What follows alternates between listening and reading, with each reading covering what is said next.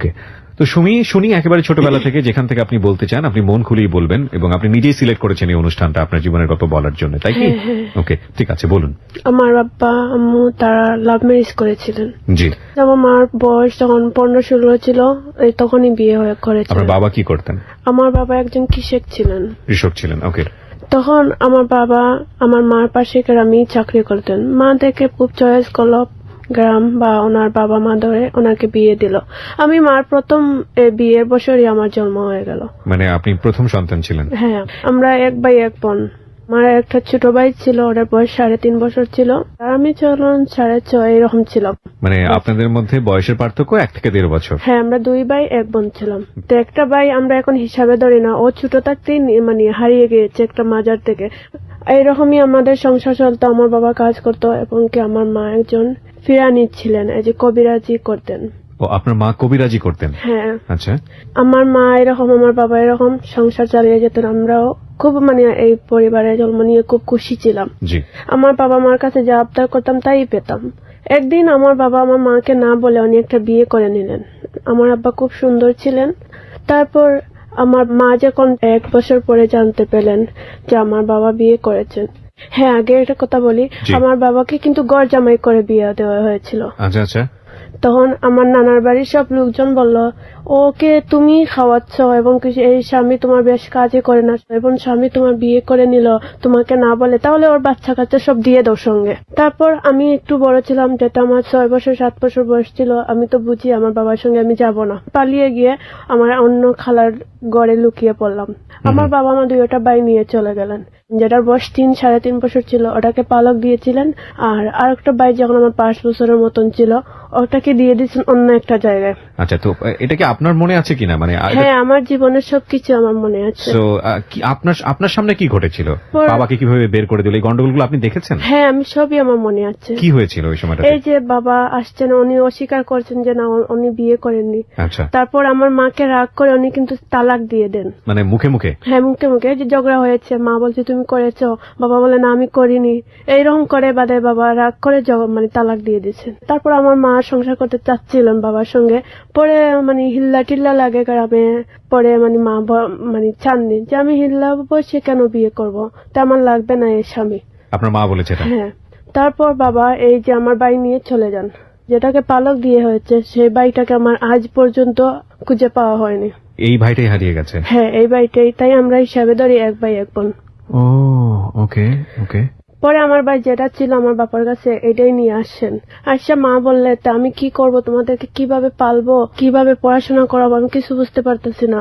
পরে মা আত্মীয়র বাসাতে থাকেন, মাসে মাসে একটা টাকা দেন। এই টাকা দিয়ে আমরা আমি তখন ক্লাস 3-তে পড়তাম।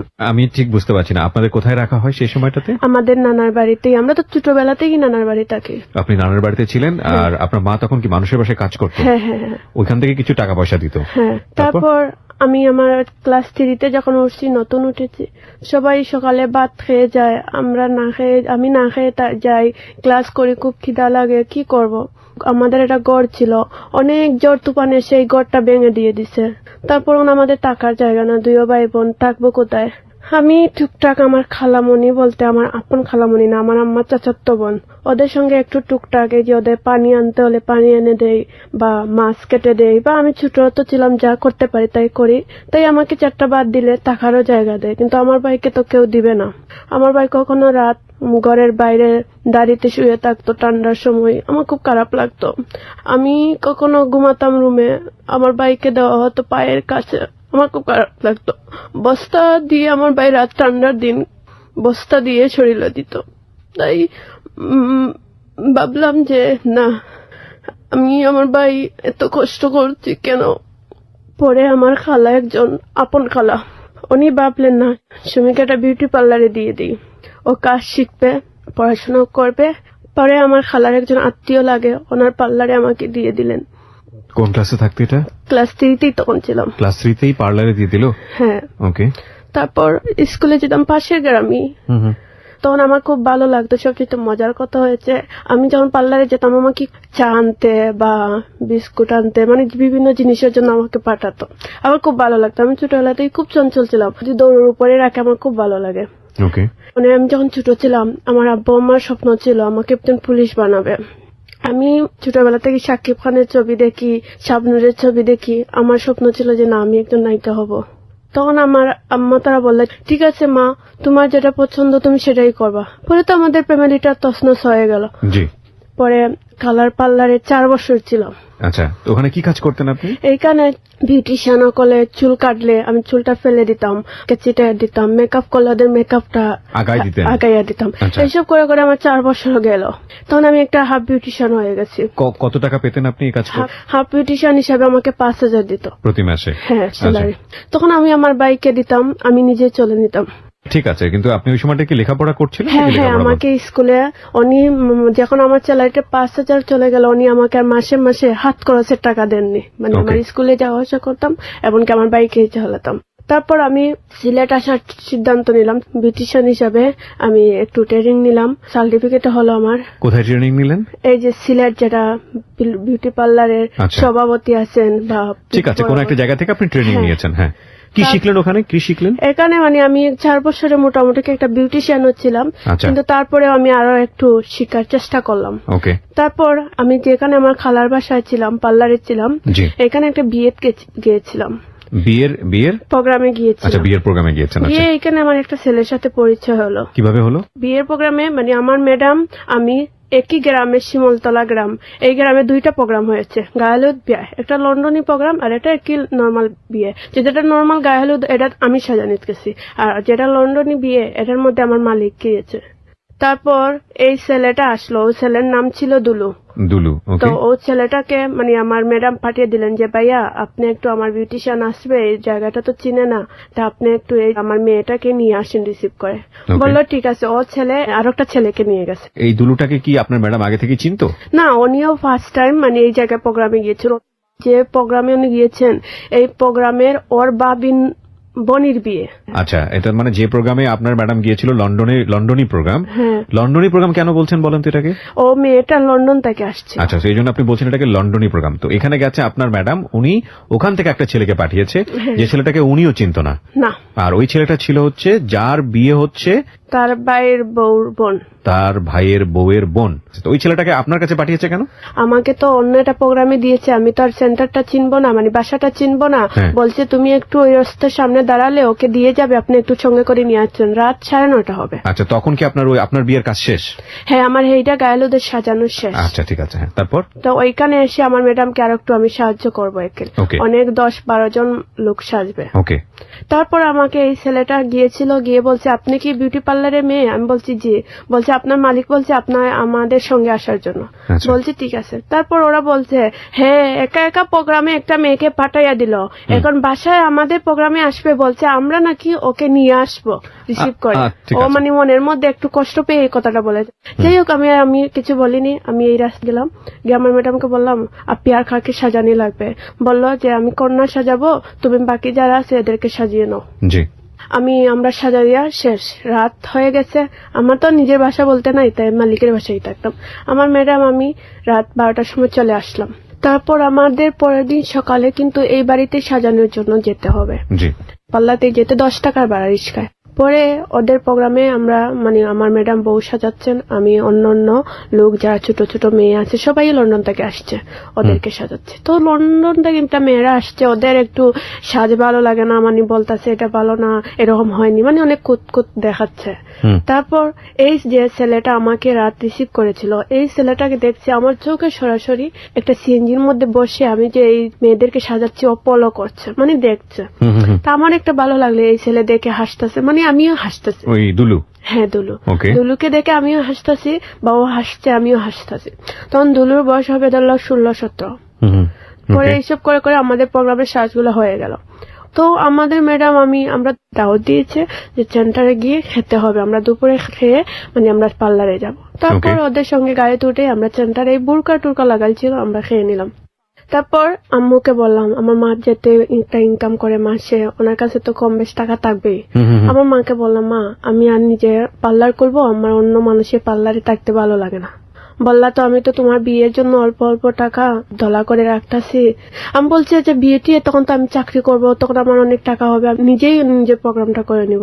বললা তো ঠিক আছে, যা টাকা দলা করছি তোমার জন্য এগুলা দিয়ে তোমাকে আমি একটা পার্লার খুলে দিব। আমার মা আমাকে এই শহরেই মানে আমার ম্যাডামের পার্লার থেকে মনে হলে 5 মিনিট দূরে আমাকে পার্লার খুলে দেন দোকানে। কত টাকা লাগে ওখানে? কত টাকা? 1.5 লাখ টাকা লেগেছে। আচ্ছা, তো এটা দিয়ে আপনাকে একটা বিউটি পার্লার খুলে দিল। আচ্ছা আচ্ছা, তারপর আমি একজন বিউটিশিয়ান দিলাম, একটা ফুল বিউটিশিয়ান, 2-3টা হাফ বিউটিশিয়ান, সব মিলিয়ে আর একটা ম্যানেজার দিয়ে আমাকে দিল। তখন আমি একটা স্কুলে ভর্তি হয়েছি ক্লাস 6-এ। এটা মাদেশাই বলে, আলিয়া মাদেশাই বলে এটাকে। জি।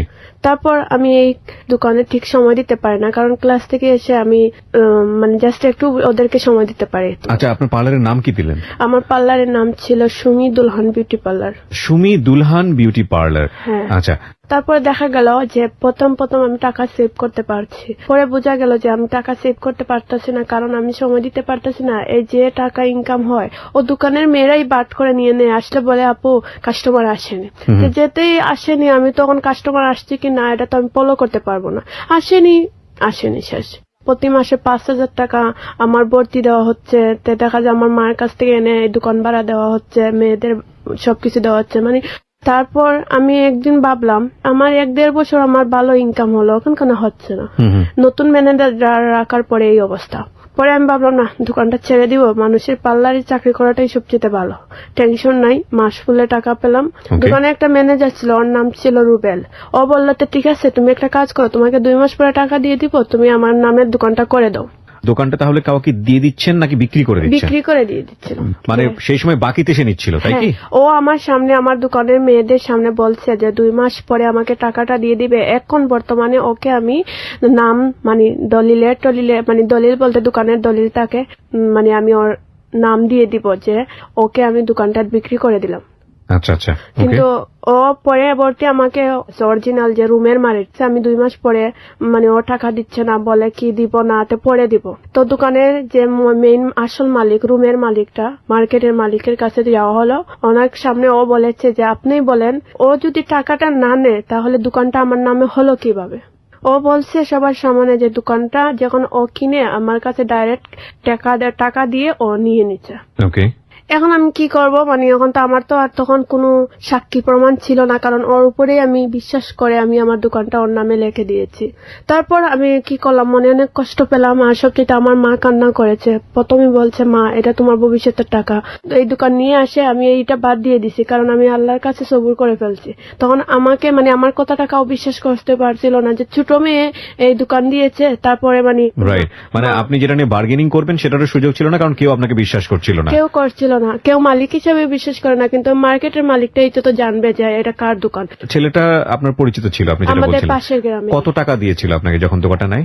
ওর কাছে আমি বিক্রি করেছিলাম 1,60,000 টাকা দিয়ে। কিন্তু কত টাকা দিয়েছিল আপনাকে? আমাকে ও মাত্র 10,000 টাকা দিয়েছিল। 10,000 টাকা দিয়ে আপনার কাছ থেকে দোকানটা নিয়েছিল, বলেছে পরে দিয়ে দিবে সবগুলো।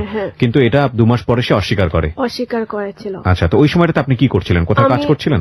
মানে আমি চেয়েছিলাম যে এই দোকানটা, কারণ আমার দোকান আর অন্য কানে চাকরি করে তো আমি সময় দিতে পারবো না, আর এরকম কেউ রাখবে না, কারণ মনে করবে যে ওর কাস্টমারটা আমি নিয়ে আসতেছি।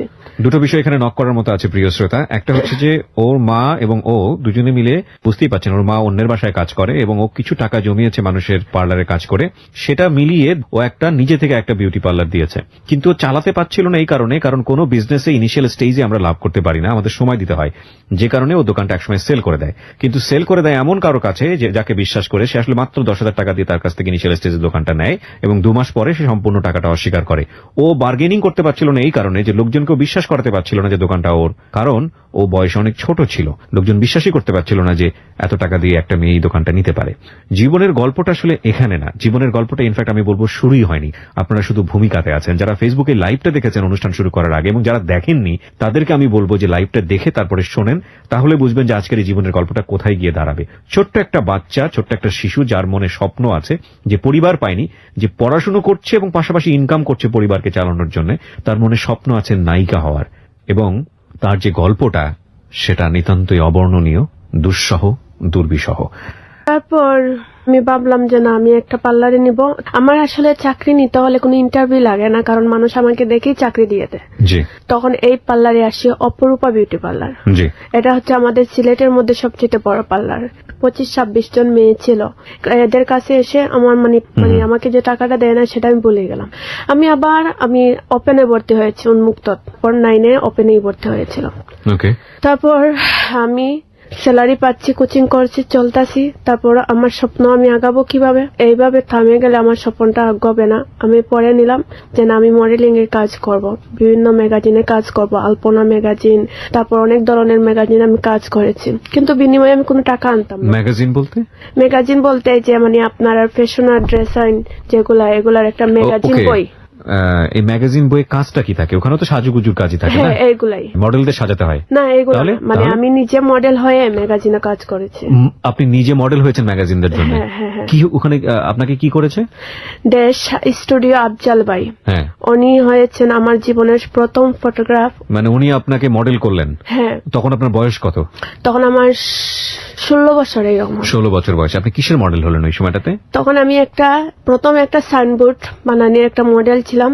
সিলেট চৌয়াট্টা বড় একটা সাইনবোর্ডের মধ্যে বৈশাখী শাড়ি রং মার্কেট, এই মার্কেটের মডেল হিসাবে এখনো সাইনবোর্ড আমার পিকচার দেওয়া আছে, এখনো হয়তো আছে। ওখানে আপনি শাড়ির বিজ্ঞাপন করলেন? শাড়ি। তারপর তো আপনি ওনার সঙ্গে পরিচিত হলেন কিভাবে? সাধারণত ওনাকে পরিচিত হয়েছিলাম যে আমি যে পার্লারে চাকরি করতাম, ওনার একটা ম্যাগাজিন বই ছিল। আচ্ছা। ওনার নম্বর বা স্টুডিওর নাম সব দেওয়া ছিল। আমি এই মাধ্যমে ওনার সাথে কন্ট্যাক্ট করে ওনার সাথে আমি যখন কথা বলি, উনি আমার প্রেমে পড়ে যান।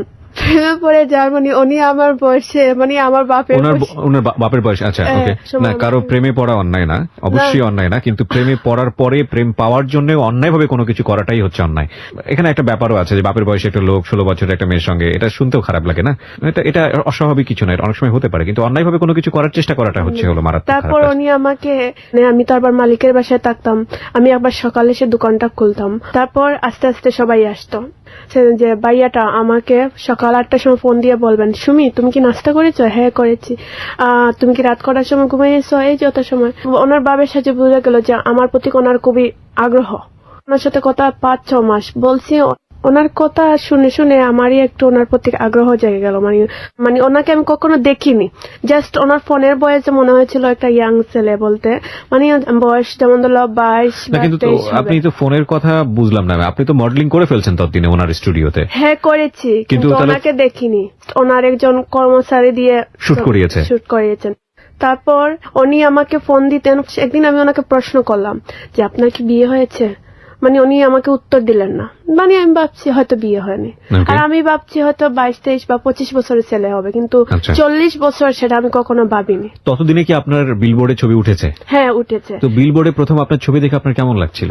আমার খুব ভালো লাগছিল। সবাই আমাকে দেখে বলছে যে বোঝাই যাচ্ছে না তোমার এত সুন্দর ফেস। আমাকে বলছে যে আরো তোমার এক্সপিরিয়েন্স বাড়াতে হবে, তোমার ছবির হিসাবে তোমার মানে আকর্ষণীয় একটু ফিল মানুষ করতে হবে, এরকম মানে আমাকে অনেক জিনিস উনি ফোনে বলেছে। আসলে বিশ্বাস করার মতো না। যারা ফেসবুকের লাইভটি এখনো দেখেননি, আমি যখন অনুষ্ঠানটা শুরু করেছি তখন ছোট্ট একটা লাইভ করেছি আমি ফেসবুকে। আসলে বিশ্বাস করার মতো না, আপনারা দেখবেন, দেখে আসুন। এই জন্যই বলছি যে ওই সময়ের ওর যে মডেলিং জগতের ওর যে ছবি, 16 বছরের একটা শিশু কিশোর যাই বলি না কেন, সেই সময়ের ছবি বা তারও পরবর্তী সময়ের যে ছবি এবং আজকের যেই সুমি, অবর্ণনীয়।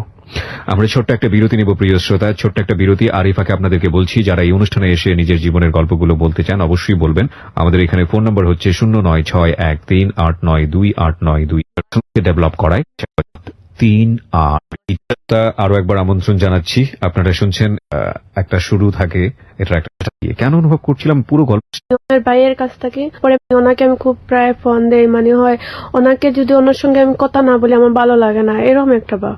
আর যে দুলু ছেলেটা, ও আমাকে মাঝে মধ্যে আমার কন্ট্যাক্ট নাম্বার নিয়েছিল ম্যাডামের ভাইয়ের কাছ থেকে। পরে মাঝে মধ্যে আমাকে যোগাযোগ করে, কিন্তু আমাকে একটা খারাপ প্রস্তাব দিয়েছিল যে ওর সাথে আমি বাট ও আমাকে 3,000 টাকা দিবে। এটা কে দিয়েছিল আপনাকে? দুলু অফারটা করে। দুলু আপনাকে অফারটা করে? আমি মেসেজ করলো, আমি ওকে উত্তর দিলাম যে পার্লারও চাকরি করলেও যে দেহ ব্যবসা করে সেমন কিছু না। ও আবার আমাকে রিপ্লাই করলো যে শোনো, পার্লারের সব মেয়েরাই দেহ ব্যবসা করে।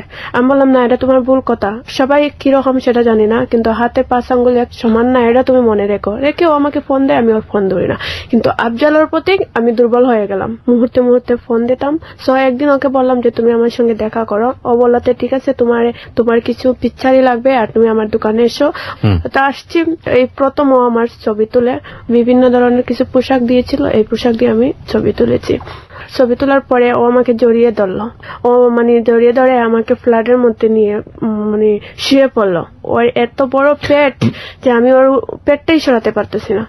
এই প্রথম দেখেছেন ওনাকে? এর আগে দেখেননি? আমি দেখে আমি অবাক হয়ে গেছি যে আমার বাপের বয়সী যে আমার সঙ্গে এরকম। আচ্ছা, আপনি আমাকে একটা কথা বলবেন, একদম ফ্র্যাঙ্কলি বলবেন, আজকে জীবনের গল্প এখানে বলতে এসেছেন। আপনি কি এর আগে কখনো জানতেন যে এরকম মডেলিং করতে গেলে বা এরকম ফটোগ্রাফি এই ধরনের বিষয়গুলো করতে গেলে অনেক সময় খারাপ লোকের হাতে পড়তে হয় এবং অনেক ধরনের বিপদের মুখোমুখি হতে হয়, বিশেষ করে যে সেক্সুয়াল যে অ্যাবিউজ সেটা হতে হয়? এগুলো কি আপনি আগে থেকে জানতেন? হ্যাঁ, আমি জানতাম। তো জেনে শুনেও আপনি যখন এই জায়গাটাতে আসলেন, আপনার মনের মধ্যে ভয় ছিল না যে কোনো সময়? সবসময় বিশ্বাস করতাম মানুষ সবাই এক সমান না। কিছু মানুষ আছে মানুষকে কষ্ট দেখালেও বোঝা যায়, আর কিছু মানুষ আছে মুখ দিয়ে ভালোভাবে বোঝালেই বোঝে। একটা বিষয় অবশ্যই মনে রাখতে হবে, ওর সোশ্যাল রিয়েলিটিটা কি, ও কি ধরনের পরিবারে বড় হচ্ছে, ওর জন্য 2 পয়সা ইনকাম করা কতটা প্রয়োজনীয়। ও যে কথাটা বলেছে যে সব মানুষ সমান না, মানুষের প্রতি বিশ্বাস হারানো পাপ, আমরা এটা একটা কথা জানি। সবাইকে যদি আমরা খারাপ ভাবি তাহলে আমরা দুনিয়ায় চলবো কি করে? ওর কথা 100% রাইট, কিন্তু কপাল যদি এরকম থাকে সেক্ষেত্রে আর কি করার থাকে। তারপর কি হলো? পরে আমি বলছি যে আমাকে ছাড়ো, আমি উঠবো। আমি জাস্ট একটু শর্ট করছি বিষয়টাকে, আমি আনতে চাই না সেন্সিটিভ বিষয়। আপনি কি ওর দ্বারা রেপড হলেন? না, আপনি যেভাবে হোক নিজেকে সেভ করেছেন ওখান থেকে। আচ্ছা, ঠিক আছে। পরে ও বললো আসলে আমি সরি, আমার কাছে ফোনে মাপ চাইলো। আমি বললাম ঠিক আছে। পরে আমি আসলে ওর কাছে ছুটে যেতাম, কারণ আমি জানি এটা দেখার পরেও আপনার ওর প্রতি মায়া লাগলো? জানি না কেন। তারপর আমি নিজেতে ওর কাছে ছুটে যেতাম, ওর কাছে ছবি না তুলে আমি ভালো লাগতো না এরকম। ওকে। যখন ও বুঝতে পারলো যে ওর প্রতি আমি দুর্বল হয়ে গেছি, তখন ও স্বীকার করলো, জানো সুমি, আমার একটা মেয়ে আছে 8-9 বছরের, আর আমি বিয়ে করে ফেলছি। ওকে ওকে। পরে বললো ঠিক আছে, তোমার সঙ্গে আমার যা হয়েছে, আমি তোমাকে ছোট বোনের মতন দেখবো, আর তুমি আমাকে বড় ভাই হিসাবে ক্ষমা করে দাও। তারপর ওকে আমি সবসময় ভাই বলে ডাকি। তারপর 2012 সালে আমার মা একটা ছেলেকে পছন্দ করলো, এই যে আমার মামুর ওয়াইফের ভাইকে। এখন তাদের বিয়ে 2012 সালে। এখন আমি শুনে খুব খারাপ পেলাম যে আমার মা ছোট থাকতে কেন বিয়ে বসলো না, আমরা বড় হওয়ার পরে কেন মা বিয়ে করলো, এইসব নিয়ে। বিয়ে কি আপনাদেরকে না জানিয়ে করে ফেলেছে? হ্যাঁ, না জানি। তারপর আমার মার সাথে আমার কোনো যোগাযোগ হয়নি। এখন আমার মা কোথায় আছে আমি জানি না। তারপর মাকে প্রশ্ন করলাম, তুমি বিয়ে করলা কেন? বললে, মা, আমার এটা ভবিষ্যৎ আছে, আর যদি আমি অসুস্থ হই আমার মাথা কে ধরবে? তোমরা স্বামীর বাড়ি একটা বউ নিয়ে থাকবে, কিন্তু আমি বুড়া হবো, আমাকে কে দেখবে? তারপর এইভাবেই চলছে। তো একদিন মা প্রেগনেন্ট হয়ে গেল। আমি শুনে খুশি হয়নি, খুব হিংসা লাগছিল যে আমার মা এইসব করতো কেন। আর একটা ছেলের নাম হয়েছে স্বপন, ওর স্টুডিওতে ফটোগ্রাফি করার জন্য একটা নিউজ দিয়েছিল। এই ছেলেটা আমার জন্য পাগল হয়ে গেছে, স্বপন দাস। ছেলেটা হিন্দু, আমি জানি না। এখন ও ছেলের দোকানে যাওয়া আসা করতাম, জাস্ট লোকজন থাকতো, গল্প করতাম। ও আমার হাত ধরতো, বলতো তোমার হাতের নখগুলো অনেক সুন্দর, আঙ্গুলগুলো অনেক সুন্দর। আপনার নাম্বার পেলো কিভাবে? যে আফজাল ভাই, ওনার যে স্টুডিওতে কাজ করতাম, ওনার কাছ থেকে সে আমার নাম্বারটা নিয়েছে। আমাকে চাচ্ছেন সত্যি নায়িকা বানাতে, বিভিন্ন জায়গায় নাম্বার দিয়েছে। নাম্বারটা দিয়েছেন বিভিন্ন মিডিয়া পরিচালক যা আছে সব। স্বপন আমাকে অফার করলো যে ও আমাকে ভালোবাসে। একটু সুন্দর ছিল, খুবই স্মার্ট ছেলে ছিল। তো ওর কাছে বসে কম্পিউটারও চালাচ্ছে, দেখতেছি, বা আমাকে বলছে এরকম ছবি তুলে তোমাকে ভালো লাগবে। একজন ফটোগ্রাফ আছে, রাশেল নাম, উনি আমাকে একটা নাটকের অফার দিয়েছিলেন। আমি বলছি না, আমি নাটক করব না, আমার স্বপ্ন আমি মিডিয়াতে নায়িকা হব, আমি নায়িকার ছবি পাঠও করব, আমি কোনো নাটকের মধ্যে কোনো মডেলের পাঠ করব না। তারপর উনি আফজাল, রাসেল, স্বপন ওরা মিলে আমাকে ঢাকা একজন পরিচালক ভাই, মেবি নামটা আমার মনে নেই, ওনার কাছে নাম্বারটা দিল। উনি আমাকে ফোন দিয়ে বলছেন বিভিন্ন নাটকের অফার দিয়েছেন। তারপর স্বপনে আমাকে বলল যে দেখো আমি তোমাকে খুব ভালোবাসি, তুমি আমাকে খুব ভালোবাসো।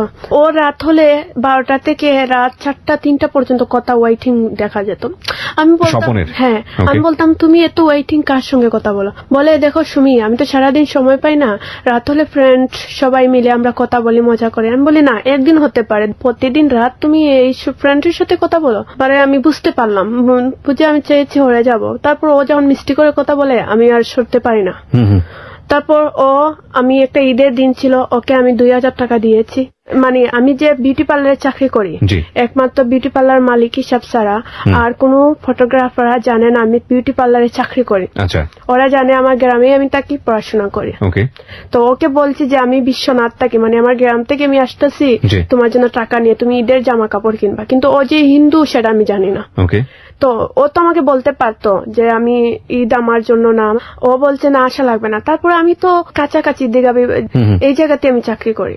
ও বলছে তুমি এত কষ্ট করে, মানে ওর কাছে আমার ভালোবাসাটা এইভাবে তৈরি করে রাখলাম যে ওর জন্য আমি কোথায় থেকে একা চলে আসলাম। ও ভাবছে এই কথা, কয় তুমি আমাকে এত ভালোবাসো, টাকা দেওয়ার জন্য তুমি 3 ঘন্টা রাস্তা জার্নি করে আসছো, সত্যি তোমাকে ভোলা যায় না। আমার পার্লারে গিয়েছি, গিয়ে দেখি অনেক কাস্টমার। ঈদের সময় তো কাজ করতে করতে ও আমাকে বেজান ফোন দিচ্ছে। আমি তো ফোন দেখতেছি না, কারণ দেখবো কিভাবে, কাস্টমার তো রেখেই আমি ওকে টাকাটা দেওয়ার জন্য গিয়েছি। ওর স্বপন ছেলেটা খুব টেনশনে পড়ে গেছে যে কেন এই মেয়েটাকে ফোন দিচ্ছি, রিসিভ করছে না। তখন তো আপনারা বয়ফ্রেন্ড গার্লফ্রেন্ড? হ্যাঁ হ্যাঁ হ্যাঁ। ওকে। রাত 8-10টার সময় আমার কাজ শেষ। মালিকের বাসাটা যেতে হলে ওর দোকানটা পাস করেই মালিকের বাসায় যেতে হয়। রিস্কায় গেলে আমি মুখটা ওর দোকানের সামনে গেলে নিচে দিয়ে দিই। ওর দোকানটা 2 তলা দেখা যায়। ও আবার সবসময় বেলকুনিতে আসে বসে থাকে, মেয়েরা যায় এইসব দেখে হয়তো। ওকে। রিস্কাটা হয়তো ফুট তুলে ফেলি, মুখটা আবার করে ফেলি। মানে যতদিন ছিলাম এইরকমই যাওয়া আসা করতাম, ও বুঝতেই পারতো না। সেদিন রাতে আর একটা কথা বলি, আফজাল যে স্টুডিও, ওনার কাছে গিয়ে আমি ছবি তুলছিলাম। স্বপনের দোকানে যেতে না যেতে ও রাস্তা পাস হবে, আমি যে রিস্কাটা গেছি ও রিস্কাটা খাড়া করেই ও পাস হবে। ও সরাসরি ওর মুখ আমার ফেসের দিকে ও তাকিয়ে আছে, থেকে কিছু বলেনি। ফোন দিলে বলে এই একটা মেয়ে বিছনা থেকে আসছে, আমাকে টাকা দিয়ে আবার আমি এত ফোন দিলাম, তুমি দলা না। এখন তুমি রাত 10টার সময় কোথায় থেকে এসেছো? নিশ্চয়ই তুমি খুব খারাপ। আমি বলছি না না, এই শোনো, আমি একটা ছবি তুলতে গিয়েছিলাম, এখন কাজ শেষ, আমি চলে আসছি। তুমি বিশ্বাস না করলে আফজাল ভাইকে জিজ্ঞাসা করো। ওকে। কিভাবে বিশ্বাস করলো? শেষ ঈদের দিন দোকান খুলেছি, ভাবছি যে 3টার দিকে আমি বাড়িতে চলে যাব। আর ওর বাসাটা ওই পড়ছে আমাদের পার্লার ফেলে একটু সাইডে হিন্দু পাড়া। ও আমাদের পার্লারের সামনে একটু মনে হাঁটারুটি করছে, আর আমি ওকে দেখিনি। তালা দিয়ে গেট লাগাচ্ছি, এইসব দেখতেছে, দেখে আমাকে ফলো করছে। আমি দেখি মোটরসাইকেল মাঝে ও আমাকে বলছে এই তুমি ঈদের দিন সকাল থেকে ফোন ধরছো না, তুমি এখানে কেন? পরে দেখা গেল না, ওর কাছে শিকারি সব করতে হবে। বাসায় গেলাম, ওকে বললাম তুমি জানো আমি এই পার্লারেই চাকরি করি। এই প্রথম জানলো যে আপনি পার্লারে কাজ করেন? ওকে। পরে জানতে পারলাম, একদিন দোকানে গিয়েছি, জানতে পারলাম যে ও একজন হিন্দু। ছেড়ে দিয়ে দিছে, কারণ হিন্দু মানুষের সাথে সম্পর্ক আমি কিভাবে করবো? ওকে, আপনি কি বললেন? আমি বলছি তুমি হিন্দু? ও বলছে হ্যাঁ আমি হিন্দু, তুমি জানো না? আমি বলছি তুমি তো আমাকে কখনো বলো না। আমি হিন্দু, তোমার সাথে তো আমি রিলেশন করিনি, তোমাকে আমি খুব পছন্দ করি, ঠিক আছে, আমি অন্য একটা মেয়েকে ভালোবাসি। তারপর দুলু ছেলেটা, ও আমাকে মাঝে মধ্যে ফোন দিত, ডিস্টার্ব করতো, মানে এই সবই মেসেজ দিত। আমি ওকে ফোন দিলাম একদিন, কেন জানি না, আমার মনে অনেক সবকিছু মিলে আমার অনেক কষ্ট হলো। ওকে আমি একদিন ফোন দিয়ে কান্নাকাটি করলাম। দুলুকে ফোন দিয়ে কান্নাকাটি করলেন, এবং সে আপনাকে অনেক আগে অফার করেছিল যে এত টাকার বিনিময়ে তার সঙ্গে আপনি শারীরিক সম্পর্ক করবেন কিনা, এবং তখন আপনি সেটা রিজেক্ট করে দিয়েছিলেন। আমাকে একটু বলেন তো, যে ছেলেটা সম্পর্কে আপনি জানতেনই যে ছেলেটা ভালো না, তাকে আপনি ফোনটা কেন দিলেন? আমার মনে কষ্ট এসেছিল তখন। এই দুলু কি এই সময়টাতে, যখন আপনি আফজাল কিংবা আপনি স্বপনের সঙ্গে এক ধরনের একটা সম্পর্কে রয়েছেন, ইনফ্যাক্ট স্বপন যখন আপনার বয়ফ্রেন্ড, তখন কি দুলু ট্রাই করতো আপনাকে মাঝে মাঝে ফোন দিয়ে বিরক্ত করা? হ্যাঁ হ্যাঁ অবশ্যই।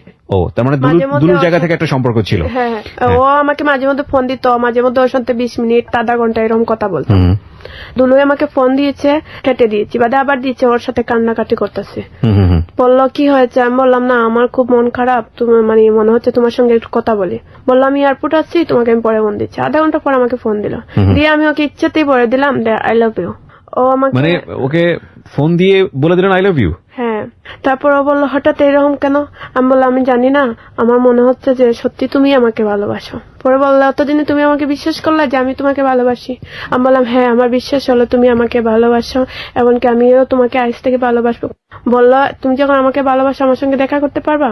আমি বললাম অবশ্যই আমি তোমার সঙ্গে দেখা করতে না, পারি। কিন্তু ও তো আপনাকে ভালোবাসে না, প্রথম থেকে ও আপনাকে অফার দিয়েছিল এটা করার জন্য। কারণ আমি ভাবতাম ও ছোট মানুষ, তো মানে একও মানুষ আছে মানুষকে ট্রাই করে। ও আচ্ছা, আপনার কাছে মনে হয়েছে যে ও হয়তো আপনাকে বাজিয়ে দেখতে চেয়েছে। হ্যাঁ হ্যাঁ ও কি পরবর্তীতে ভালোবাসার অফার দিয়েছিল, লাভ অফার দিয়েছিল? হ্যাঁ, ও আমাকে ভালোবাসে সত্যি বলে। আমি একদিন ওকে বলছিলাম যে তুমি যে আমাকে বললে এরকম, কয় জানো আমার ফ্রেন্ড 3টা মিলে বলেছিল তোমার ম্যাডাম তুমি অনেক খারাপ কাজ। ও ওকে, যাই হোক, ওর ধারণা যখন চেঞ্জ হয়ে গেছে তখন সে নিজে থেকেই অফার করেছে যে না, আপনাকে সে লাভ করে হ্যাঁ। বা ভালোবাসতে চায়, কিন্তু তখন আপনি স্বপনের সঙ্গে একটা সম্পর্কে ছিলেন। হ্যাঁ হ্যাঁ তো যখন স্বপনকে সাথে যখন ব্রেকআপ হয়ে গেল তখন আপনি দুলুকে ফোন দিয়ে বলেছেন লাভ ইউ, তাই তো? হ্যাঁ। ওকে, তারপর? তারপর আমার জীবনে আমি কাউকে মন থেকে ভালোবাসিনি, যে আমি ছোট থেকে কষ্ট পেয়েছি, বাবা মার ভালোবাসা থেকে বঞ্চিত হয়েছি। আমি চেয়েছি যে একটা মানুষের সাথে সম্পর্ক রাখি যেতে আমার মনটা একটু সুখে থাকে। দুলুকে আমি বলেছি আমি তোমাকে ভালোবাসি, ও বলছে যে তুমি আমার সঙ্গে দেখা করো। ওকে, দেখা করবো। বিশ্বনাথ একটা রেস্টুরেন্ট ছিল, কোনো বয়ফ্রেন্ড গার্লফ্রেন্ড এই জায়গাটাই আসে, ওরকম জায়গাতে নিয়ে গেছে দুলু আপনাকে। ওকে ও আমাকে আমার শরীরে টাচ করলো। ওকে, যে বিষয়গুলো অস্বস্তিকর সেগুলো না বললেও আপনার চলবে, আমরা বুঝে নিব যে আসলে কি হয়েছে। আপনাদের মধ্যে কি কমপ্লিটলি কোনো অনৈতিক সম্পর্ক সেখানে হয়েছিল? না না, ওকে, সেটা কিছু হয়নি। Okay. ও আমাকে টাচ করে বুঝতে পারলো যে আমি আসলে এরকম কোনো কাজ করতে পারিনি। নোট করবেন প্রিয় শ্রোতা, গল্পটাকে ডিপলি ভাবার চেষ্টা করবেন। এখানে অবশ্যই ইম্পর্টেন্ট কিছু বিষয় আছে যেটা আপনারা হয়তো বা ওভাবে চিন্তা করছেন না। আমি একটু চিন্তা করছি এবং আপনাদের সঙ্গে শেয়ার করতে চাই। আমিও কিন্তু শ্রোতা, আমি শুধু উপস্থাপক না। আমি আজকের এই গল্পটা আপনাদের এখানে উপস্থাপন করবার আগে আমি গল্পটা সম্পর্কে কিচ্ছু জানি না, আমি উপস্থাপন করছি এবং আমি শুনছি। কেন আমি কিছু না জেনে রিস্কটা নিয়েছি? Because of her appearance. আপনারা যদি ফেসবুকে আপনার ওই লাইভটা দেখে থাকেন তাহলে বুঝবেন, যে গল্পই হোক না কেন এই গল্প অবশ্যই রেডিওতে প্রচার করা উচিত। সেই জায়গাটা থেকে আমি রিস্কটা নিয়েছি। বিষয়টা এরকম যে আমার কাছে মনে হচ্ছে একটু ডিপলি চিন্তা করার সুযোগ আছে। দুলু ছেলেটা, ওর কাছে মনে হয়েছে যে না, যারা এইসব পার্লারে কাজ করে সেসব মেয়েরা বোধহয় এরকম, সুতরাং ও যখন দেখেছে যে না মেয়েটা আসলে এরকম না, তখন ওকে লাভ করার প্রস্তাব দিয়েছে। এখানে দুটো বিষয় জড়িত। একটা হচ্ছে যে এমন হতে পারে যে দুলুর মনে হয়তো বা এরকম বিষয় কাজ করেছে যে মেয়েটাকে সরাসরি টাকা দিয়ে অফার করে বিষয়টা এরকম ভাবে ওর কাছ থেকে আদায় করা যাবে না, যে কারণেই ওকে ভালোবাসার ফাঁদে ফেলতে হবে। হতে পারে এরকম একটা। আরেকটা যেটা হতে পারে, যেটা সত্যি সত্যি হতে পারে, যে না, যে মেয়েটি যত রাজি হয়নি সুতরাং মেয়েটা বোধহয় ভালো, তাহলে তার সঙ্গে একটা সম্পর্কে গিয়ে দেখি। পজিটিভ হতে পারে, নেগেটিভ হতে পারে। ইন দ্য মেন টাইম মেয়েটা যখন রাজি হয়েছে তখন তাকে কোন একটা জায়গাতে নিয়ে গিয়ে যে সব ফিজিক্যালি যতটুকু করা যায় এই সব বিষয়গুলো যখন ট্রাই করছে, তখন উদ্দেশ্য দুটো হতে পারে। একটা হচ্ছে যে মেয়েটা যা বলেছে সেটা সত্য কিনা, আরেকটা হতে পারে যে না, যতটুকু সুযোগ আছে ততটুকুই হাসিল করে নেয়া। এই বিষয়গুলো একটু খেয়াল রাখবেন, তাহলে গল্পের ডাইমেনশনটা বুঝতে আপনাদের সহজ হবে। নইলে অনেক সময় আপনি ভুল বুঝবেন আপনার জায়গাটা থেকে। বলুন তারপরে। ও আমাকে তারপর মাজারে নিয়ে গেল। আমি বললাম কেন মাজারে? কয় জানো সুমি, আমি তোমার যখন টাচ করেছি আমি বুঝতে পারলাম যে তুমি, বললো তোমাকে আমি মাজারে নিয়ে মাজার শপথ করাবো, বলবা যে তুমি আমাকে ছাড়া কোনো ছেলের দিকে তাকাবা না, কার কাছে কোনো জিনিসের হাত পাতাবা না। আমি ওর সাথে কসম কিরা কাটছি।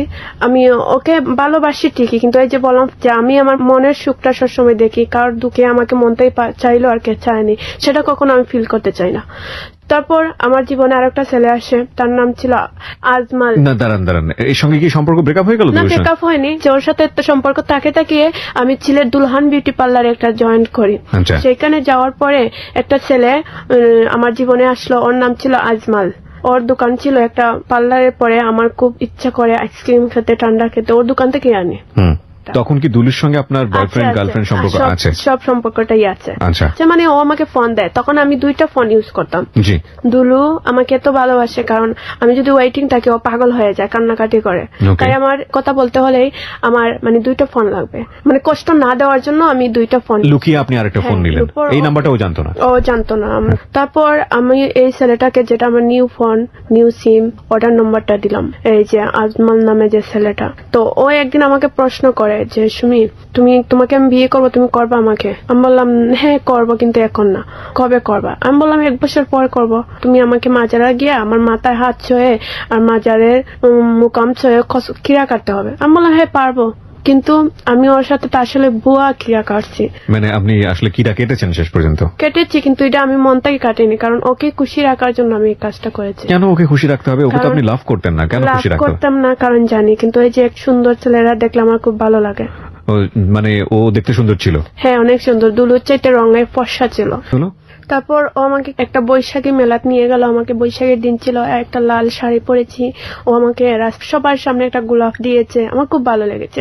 মানে তখনও কি আপনার দুলুর সাথে সম্পর্ক ছিল, দুলুর সাথে কিন্তু সম্পর্ক যে শাড়িটা আমি পরেছি সেটা আমাকে বৈশাখের আগের দিন দুলুই গিফট করেছিল, কিন্তু দুলুর সাথে আমি দেখা করিনি, এই ছেলেটার সঙ্গেই করেছে।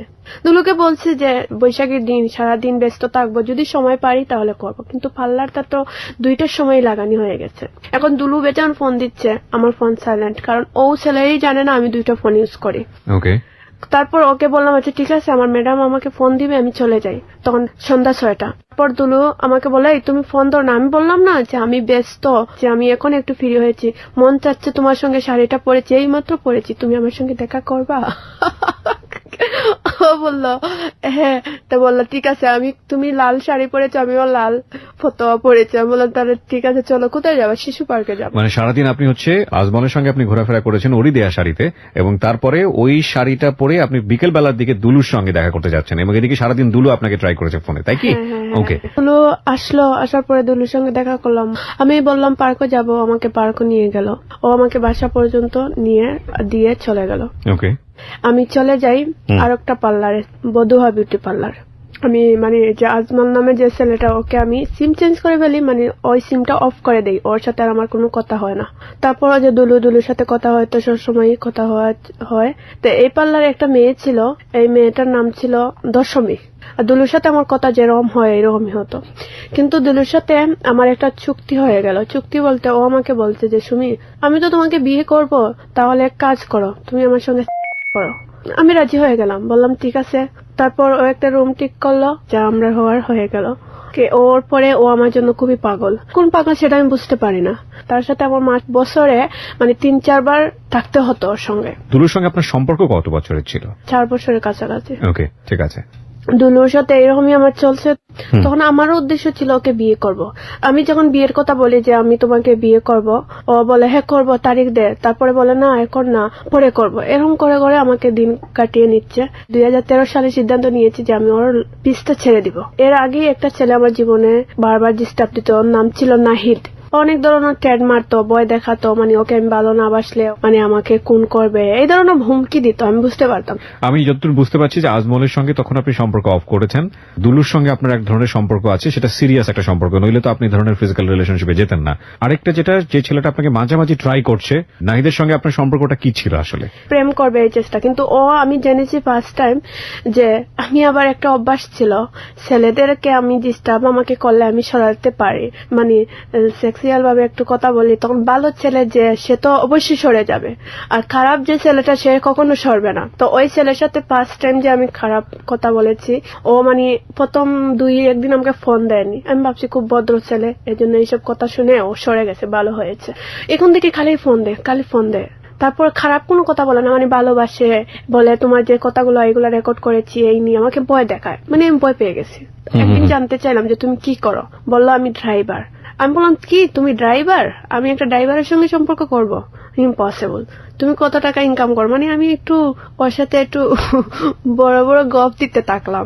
বললাম জানো আমি মাসে এত টাকা ইনকাম করি, আমার ড্রেস প্রতি মাসে লাগে, আমার জুতা প্রতি মাসে ড্রেসের সাথে ম্যাচিং লাগে, তুমি আমাকে এইসব দিতে পারবা না, তাহলে তোমার সাথে প্রেম হবে না আমার। তারপর ওই ছেলেটা আমাকে বারবার ফোন দিত, 2 দিন 3 দিন পর পর ফোন দিতে যেত। মানে বুঝতে পারলাম যে ছেলেটা আসলে আমাকে ভালোবাসে, এরকম একটা। আর দুলু আমার কাছে খালি টাকা নিত। দুলু 2 দিন পর বলতো সুমি আমার টাকা লাগবে, টাকা দিতাম। এমনকি এই যে টাকাটা পড়তো, টাকা আমি দিতাম, 50 টাকা ও আমাকে দিত। মানে বুঝি নাই, কোথায় থাকতেন? হোটেলের অর্ধেক টাকা আপনি দিতেন, অর্ধেক টাকা সে দিত। হ্যাঁ, কি এই মেয়েটাকে চিনো, ওর সাথে কিসের সম্পর্ক? মানে জিরো এবিসি রেডিও FM 89.2 তে আমি আরজি কিবরিয়া রয়েছি। সুমি এখানে নিজের জীবনের গল্প বলছে। আমরা কথা না বাড়িয়ে সুমির কাছে আবারও ফিরছি। সুমি, কি হলো তারপরে? তারপরে এক পর্যায়ে আমি সিদ্ধান্ত নিলাম যে না, ও যখন আমাকে বিয়ে করবে না, অন্য একটা লোক তাকালে আমাকে ওর সামনে জিজ্ঞেস করবে তুমি কি এই মেয়েটাকে চিনো, ওর সাথে কিসের সম্পর্ক, মানে আমাকে অসম্মান করে। তাই আমি ভেবে চিন্তা করেছি না, দুলুর লোকটা আমি ছেড়ে দিব, কারণ যে ভালোবাসার বিশ্বাস নেই সে ভালোবাসা নিয়ে আমি বাঁচতে চাই না। আমার বাবা মার ভালোবাসা আমি পাইনি, যে আমাকে একটু ছেলে হোক মেয়ে হোক একটু ভালোবাসা মন থাকে, আমি ওর পূজারি হয়ে যাই। কেউ কথা বললে, ওয়েটিং দেখলে, এইসবের প্রতিশোধ ওর রুমে নিয়ে আমাকে অনেক মারধর করবে, জুতা দিয়ে বাড়াবে, আমার চুলো দিয়ে টানবে। তাই আমি আস্তে আস্তে ওর কাছ থেকে আমি দূরে সরে থাকতে চাই। ওকে। তারপর আমি সিদ্ধান্ত মনে মনে নিয়েছি যে আমি ওর সঙ্গে কোনো সম্পর্ক রাখবো না, এমনকি আমি সিম টিন চেঞ্জ করে ফেলবো। তারপর আমি এই যে বদুয়া বিউটি পার্লার চাকরি করছি অনেক দিন, 2 বছর কাছাকাছি হবে। দুলু কিভাবে জানুন আমার নাম্বারটা পেয়ে গেল, পেয়ে আমাকে ফোন দিল, দিয়ে বলে এই তোমার জন্য আমি আম নিয়ে আসতেছি, লেসু নিয়ে আসতেছি, আমাদের বাসা যে গাছ ফসল ধরছে তোমার জন্য নিয়ে আসতেছি। দুলুর সঙ্গে আপনার যোগাযোগ কতদিন বন্ধ ছিল? প্রায় 5-6 মাস। কিভাবে জানি আপনার নাম্বারটা পেয়ে গেছে, নতুন নাম্বার? আর সিলেট তো বেশি হলে 30-25টা পার্লার, এর বেশি না। মানে তদন্ত করে পেয়ে গেছে আমি এই পার্লারই থাকি। পরে সে খোঁজ করে বের করে সে আপনি বদুয়াতে আছেন। আচ্ছা, ও আমার সাথে বকাচকা না যে সুমি তুই কিভাবে থাকতে পারলে আমাকে ছাড়া যে মেয়ে 1 ঘন্টায় কথা বলে না থাকতে পারে, সে 6 মাস 5 মাস থেকে গেল, বুঝে ফেলছি তুমি অনেক চেঞ্জ হয়ে গেছো, আমাকে ভালোই বাসো না, শুধু তুই আমার মারধরটা দেখলে কিন্তু আমার ভালোবাসাটা তুই জীবনেই দেখবে না। তারপর ও আমাকে বলল প্রতি বছরে যেরকম আমাদের বাগানে ফল ফসল ধরে তোমাকে দিয়ে আসি, এবারও আমি তোমার জন্য দিয়ে আসতে চাই। আমি বলছি তাহলে আসো আমার পার্লারে। পরে চলে এসে এগুলো আমাকে রাস্তার সামনে সবগুলা লিচু সে এসে আপনাকে দিয়ে গেছে, তার মানে আপনি দেখা করেছেন তার সঙ্গে? হ্যাঁ। ওকে। বাসার যাইতে 2টা রাস্তা আছে, একটা রাস্তা হচ্ছে একটু কঠিন ভাবে আর একটা রাস্তা হচ্ছে একটু সহজ ভাবে। আমি যে শাহজালাল মাজার দিকেই যাই, এই রাস্তাটা সহজ বেশি। ভাড়াটা আমি মোবাইলে ঢুকে নিই আর হেঁটে হেঁটে চলে যাই গান শুনে শুনে। এটা আমার প্রতিদিনই হয় এরকম।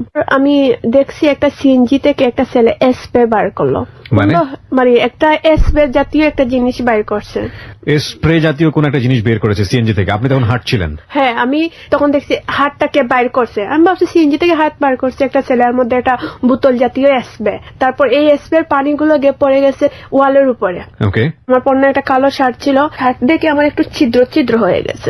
সবাই বলতেছে এই ওকে পানি ডালো, ওর হাত পুড়ে যাচ্ছে, এইগুলো বলছে, কিন্তু অ্যাসিড এটা আমি জানি না জিনিসটা কি সেটা। মানে আপনি কি ফিলই করতে পারছিলেন না? শার্টের উপরে পড়েছে, এখন আমার শরীরে পড়েনি। একটা ফুটা পরে আমার হাতটা পুড়ে যাচ্ছে, একটু ফুটা, জাস্ট একটু। সবাই নিয়ে আমার হাতের মধ্যে পানি দিচ্ছে। সবাই বুঝলো কিভাবে যে আপনার হাতে পড়েছে এত ছোট জিনিস? এই যে ওয়ালে পড়েছে, ওয়ালের রংগুলা। ও আচ্ছা, ওয়ালটা দেখে সবাই বুঝতে পেরেছে। আচ্ছা, ওই সিএনজিটা কোথায় কি করলো তাহলে? সিএনজিটা চলে গেছে, একটানে চলে গেছে, একবারে চলে গেছে।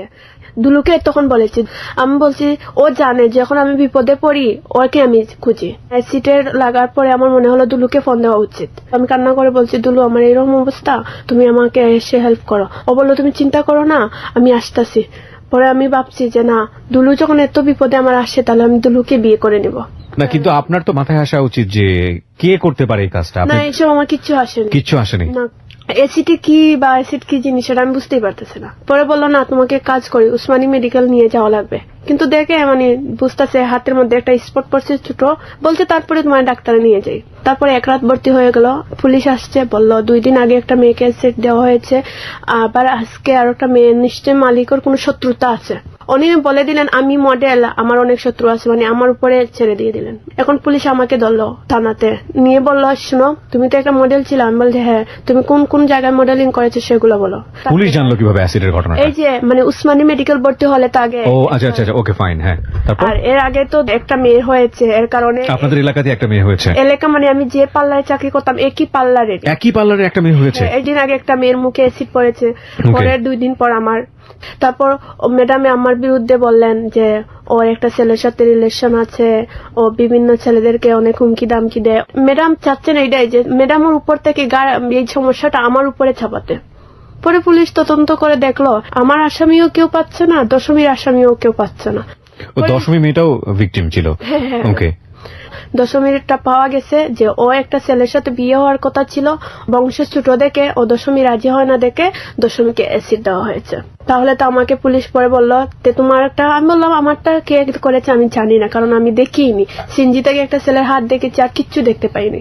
ও দশমীর মামলার প্রতীক আমারটাও জড়িত করে দিয়ে দিল, যেতেই উচিত না, কারণ দশমীর এই ছেলেটাকে আমি কখনো দেখিনি, আর দশমীর ছেলেটাকে আমাকে দিবে কেন, কারণ এটা আমি বিশ্বাস করি না।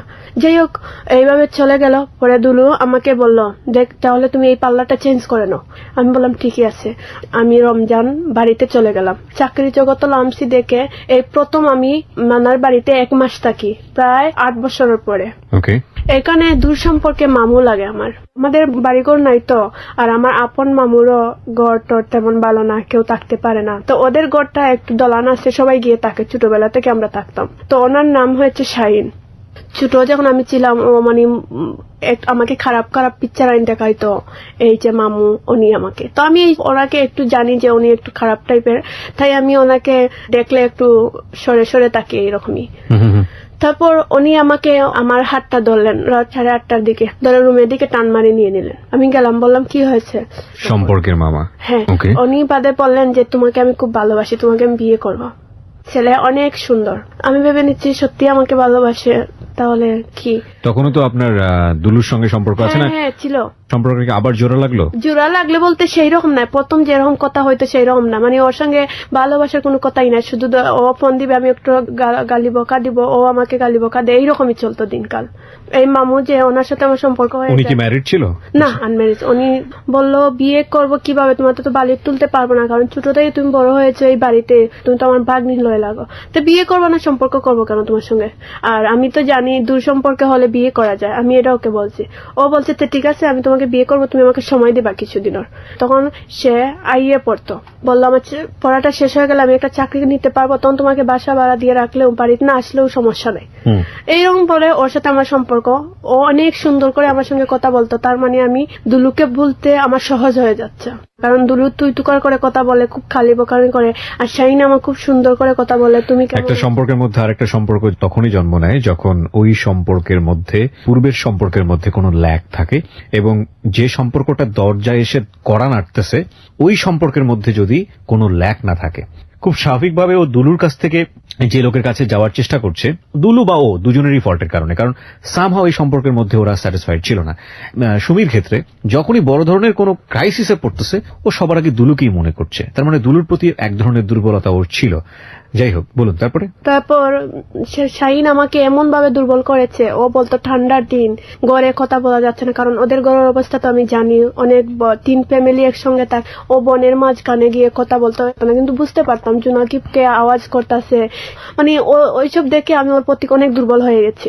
শাহিন ক্রিম এনে দিত, বলতো এটা হাতে লাগালে দাগটা উঠে যাবে, তাহলে সমস্যা নাই। এই জায়গাটা পুড়ছে, একটু ফুলে উঠে গেছে, এখন ইন্ডেকশনের জন্য যাব। শাহিনে বলছে ও কি ব্যথা পাবে, ব্যথা পেলে ইন্ডেকশন দিবে না, মানে শাহিন বোঝা যাচ্ছে যে ইন্ডেকশন আমি মারা যাবো ওরকম ভাব করতেছে। ডক্টর বলছে এক কাজ করো, তাহলে ইন্ডেকশন দিবা কেন, তোমার যখন এতই কষ্ট হবে তাহলে মলম নিয়ে নাও, আর আধা ঘন্টা 1 ঘন্টা পর্যন্ত এই হাত মালিশ করলে এই খোলা জায়গাটা নিচে হয়ে যাবে। তারপরে আমি দুলুর সাথে তো আমার সম্পর্ক ছিল অনেকদিন, আমি দুলুকে কখনো 1 টাকা দামের একটা চলগেটও কিনে খাওয়াইনি, কারণ টাকা দিয়েছি। কিন্তু দুলু সবসময় আমাকে কাপড় চোপড় যা খাইতে ইচ্ছা হয়, ওর কাপড়ের দোকান ছিল, আমাকে দিত।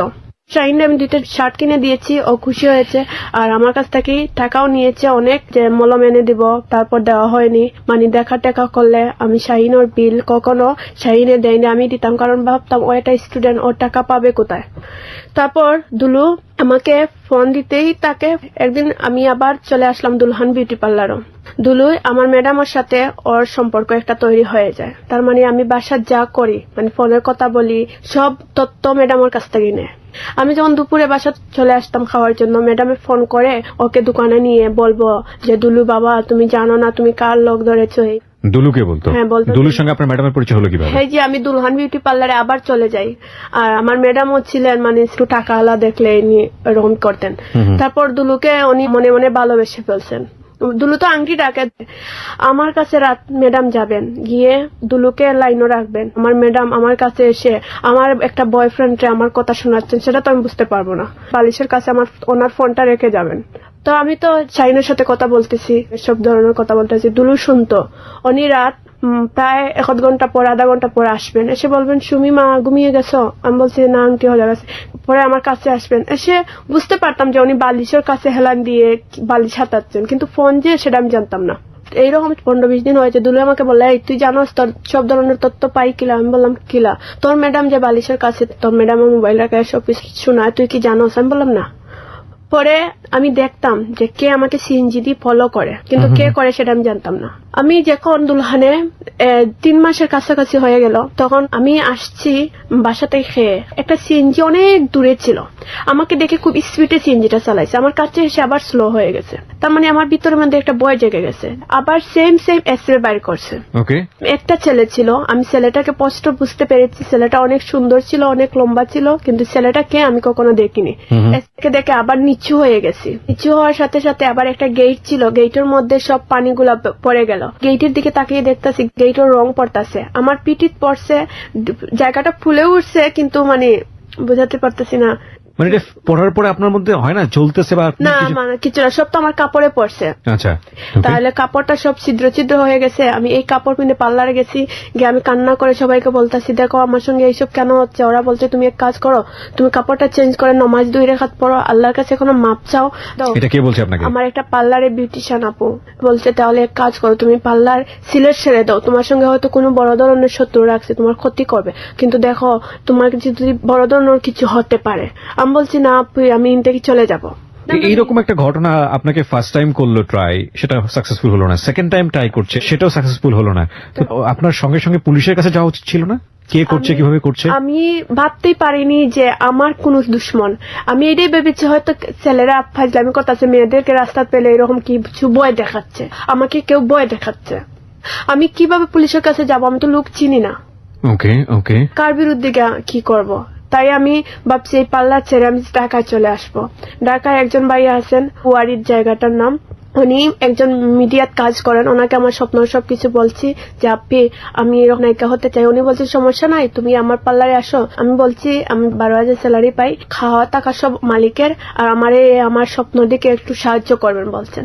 তাহলে আমি প্রিপারেশন নিচ্ছি যে আমি এই পার্লারটা ছেড়ে দিব।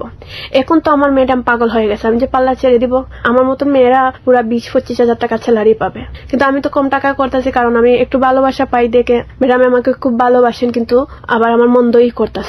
তারপর দুলুর কাছে উনি অনেক ধরনের আমার রিপোর্ট দিচ্ছেন যে সুমি এই ছেলের সাথে দেখা করে, কিন্তু কিচ্ছু করি না আমি। বিশ্বাস, আমি মেয়ে ভালো না, খারাপ মেয়ে, তুমি এই মেয়েকে বিয়ে করতে চাচ্ছ বাবা, ও খারাপ মেয়ে। তো দুলুকে বললো তুমি যদি বিশ্বাস না করো তাহলে ওর কাছে যে 2টা ফোন আছে, তুমি আজকে রাত আমার বাসার যখন যাবো, তুমি আমার বাসার গেটের সামনে দাঁড়া থাকবা সিএনজি নিয়ে, তখন তুমি বিশ্বাস করতে পারবা।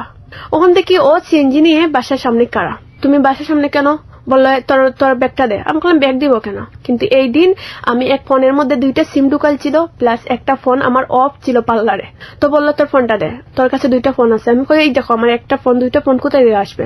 পরে আমার চুলের মধ্যে ধরছে, আমি ওকে আমার মোবাইলটা দিয়ে দিছি। এখন ওকে বলছে তুমি বিশ্বাস করো না, দেখো আমার ফোনে একটা নেটওয়ার্ক, কিন্তু একটা নেটওয়ার্ক আমি এমনিতেই রাগ করে কিসের জন্য অফ করে দিয়ে দিছিলাম, শাহিনের সাথে রাগ করে। ওকে, ও শাহিনের সঙ্গেও তখন রিলেশন ছিল। ওর এই সেটের ভিতরে 2টা সিম আছে। ওখান থেকে ও কথা বলে বলে ব্যাটারি খুলতে থাকে ফোনের, ব্যাটারি খুলে দেখে 2টা সিম। তার মানে আমার সিএনজি খুব মারামারি করছে, আমাকে চুলো ধরে টানছে, তাকে নিচে লামাইয়া লাত্তি উত্তি দিছে। সিএনজি ড্রাইভার বললো ভাই তাক, আর ওকে মারার দরকার নাই, চলেন। ও সিএনজি হয়েছে পরিচিত ফ্রেন্ড এটা। তারপর ও চলে গেল। আমি বাসায় এসে খুব কান্নাকাটি করলাম, কইলাম না আমার এই মাসটা কবে পূর্বে, আমি এই জায়গা থেকে চলে যাব। মাস তো তোর পড়তেছে না, ডিসেম্বর মাসটা আমার যা মনে হচ্ছে 1 বছর। জানুয়ারির 1 তারিখ আমি পার্লার ছেড়ে দিব। আমার ম্যাডাম শুধু একটা পরে একটা আমার বিষয়ে খারাপ খারাপ কথা বলে যাচ্ছেন। ও দিন দিন আমার সঙ্গে অনেক খারাপ ব্যবহার করে, রাস্তাঘাটে মারধর করবে, খালি ফলো করে, খালি সন্দেহ করে, এইসব ওর বেড়ে যাচ্ছে। এখন শাহিনকে বললাম শুনো তুমি আমাকে বিয়ে করবা? ও বললো তাহলে আবার ঢাকা যাওয়ার 2 মাস পরে তোমাকে আমি কোর্ট ম্যারেজ করে ফেলবো, মেট্রিকের পরীক্ষা দিয়ে দিলে আমি তোমাকে সার্টিফিকেট দিয়ে সেই কলেজে তোমাকে ভর্তি করে দিয়ে দেবো। তাইলে একটা সিদ্ধান্ত আসলাম, আমি বিয়ে করে নিব, তাহলে দুলু আমার জীবনে আসবে না। দুলুর সাথে আমার ডিসেম্বরের 22 তারিখ একটা কথা হয়। দুলু আমাকে একটা কথা বলেছে, সুমি তুমি আমাকে বিয়ে করবা? আমি বলছি না। বলে তুমি যেটা করছো, যে মডেলিং করছো, এগুলা ছাড়বা? আমি বলছি না, আমি এগুলা ছাড়বো না। বলছে তুমি জানো এই যে মিডিয়ার জগৎটা কিরকম? আমি কই জানি, আমার স্বপ্নের জন্য আমি সব করতে পারি, তুমি দেহ দিতে পারবা ছেলেদেরকে? আমি বলছি অবশ্যই, আমার স্বপ্ন তো পূরণ হবে। এগুলো আপনি বলেছেন? হ্যাঁ, ওকে আমি বলেছি, কিন্তু এটা আমার মনের কথা না, ওকে আমি জাস্ট লাগানোর জন্য আপনি কথাগুলো বলেছেন। ওকে। তখন ও আমাকে একটা কোমরের মধ্যে একটা কিল মারলো আর একটা লাত্তি মারলো, পারলে বললো তুই আসলে খুব খারাপ মেয়ে, তোকে আমার জীবনে জড়াই আমি জীবনে খুব বড় ভুল করেছি, বলে ও চলে গেল। আমাকে ফোন দেয়, আমার ম্যাডামের সাথে ওর একটা সম্পর্ক তৈরি হয়ে যায়। ম্যাডাম ওর জন্য পাগল হয়ে যায়, ছেলেকে প্রতিদিন ফোন দিবে। ও তো কথা বলে শুধু আমার খবর জানার জন্য, আমি কি করি না করি। যদি ম্যাডামের সাথে একটা সম্পর্ক রাখে তাহলে তো ম্যাডামে ওকে আমার সত্যি কথাটাই বলবে। হ্যাঁ, আর ম্যাডামে যে সব সত্যি বলে না সেটা ও বুঝতে পারেনি। ম্যাডামে ওকে ভালোবাসার জন্য ম্যাডাম এইসব করছে, ও বুঝছেনি। কিন্তু আমি ম্যাডামে আমাকে একদিন রাত বললো, সুমি তুমি আসলে আমার পার্লার ছেড়ে দিবা? আমি বললাম হ্যাঁ ম্যাডাম। বললো তুমি কোথায় যাবা পার্লারে? আমি বলছি আমি কোনো পার্লারে যাব না, আমার মার তো একটা মেয়ে হয়েছে। আমি এমনিতেই বললাম যে খেসকি করতে পারবেন না, তাই আমি কিছুদিন থাকবো, মাকে একটু সাহায্য করে আমি চলে আসবো, আপনার এখানে আসবো। উনি বিশ্বাস করেন, ভাবছে হয়তো আমি আসবো না, এই কথাই বলছি। কিন্তু আমি যে ঢাকায় যাবো লাস্টে ম্যাডাম শুনতে পাইলেন, পার্লারে যে মেয়েটা আমাকে কথা বলে দিয়েছে, কে যেন শুনছে আর ও বলে দিয়েছে যে আমি ঢাকায় চলে যাব। সবকিছু জানিয়ে ওকে বুঝিয়ে বললেন যে ও সুমি ঢাকা চলে যাচ্ছে, বাবা তোমাকে ভুলে যাবে, তুমি এই মেয়ে ছেড়ে দাও। দুলু আমার সাথে আর কোনো কথাবার্তা বলেনি। ডিসেম্বর 5 দিন আগে ও আমাকে একটা ড্রেস গিফট করে, বললো সুমি এই ড্রেসটা আমি নিয়ে আসছি ঢাকা থেকে আমার দোকানের জন্য, ড্রেসটা তোমাকে খুব সুন্দর লাগবে, এই ড্রেসটা তুমি লং করে বানাবা। আমি বলছি আচ্ছা, আমি তো লং জামা পরি না, আমি শর্ট করে বানাবো। বলছে না তুমি লং বানাবা। ডিসেম্বর 22 তারিখ আমি জামাটা সেলাই দিয়েছি, আমার চুলে এই কালারটা দিয়েছি, যেতে আমি কালার দিতে চুলে পছন্দ করি, কালারটা একটা বিউটিশিয়ানের হাতে দেওয়াইয়া আমি আজ 8টার সময় গোসল করে বাইর হয়ে যাচ্ছি রাস্তার দিকে। আমার ম্যাডাম আমার হাতে 2টা আলুর ব্যাগ তুলে দিয়েছেন, আলু নিয়ে যাব, ম্যাডাম পিছিয়ে পিছিয়ে আমি আগে আগে। আমি রাস্তাতে অনেক উষ্টা খাচ্ছি, মনে হচ্ছে যে বাসার ভিতরে আমি জলদি যাব। মানে আমার ইচ্ছে হয়েছে যে আমি গেটের ভিতরে তাক দাগিয়ে দেবো। আমার মনের মধ্যে খালি ভয় লাগতেছে, কারণ আমি গাড়ি দেখলে আমি মনে হচ্ছে চমকে যাচ্ছে, এরকম একটা ভয় দেখাচ্ছে। তারপর আমি গেটের ভিতরে ঢুকলাম, পাশে দিকে হাতে ডাইন সাইডে দেখে একটা ছেলে একটা মগ নিয়ে দাঁড়িয়ে আছে। মগ নিয়ে? হ্যাঁ, একটা মগ নিয়ে দাঁড়িয়ে আছে। প্রায় সময় এই বাসা চুরি হতো, 2 মাস 15 দিন পর পর চুরি হতো বাসাটা। দুলু আমাকে একদিন রাত বলে চুর টুর আসলে যদি মানুষ দেখে তাহলে চুর দৌড় মেরে দেয়। আমার এই ছেলেটাকে দেখে আর মগ হাতে দেখে মনে হলো চুর। আমি কাছে গিয়ে দাঁড়ালাম, দাঁড়িয়ে ছেলেটার মুখ দিকে তাকালাম। তারপর দেখি আমাকে কি গরম একটা বাতাস আমার মুখের মধ্যে এবং কি শরীরের মধ্যে রাখলো, একটা পানির মতন লেগে আমার শরীরে গরম বাতাস লাগলো, ধোঁয়া বাইর হইতেছে।